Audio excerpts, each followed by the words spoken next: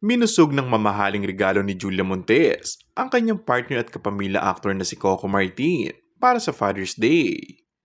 Hindi lang sa punong-puno ng pagmamahal nito sa kanya, kundi na mga regalong bilang pasasalamat nito sa aktor sa pagiging mabuting partner at ama.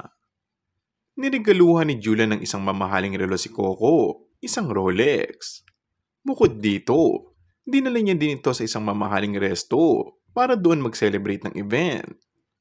Bagamat umamin na sina Coco at Julia sa kanilang relasyon, ay napapanatili pa rin nila ang pagiging pribado bilang mag-partner at say ng aktres ay nais niyang manatili ito.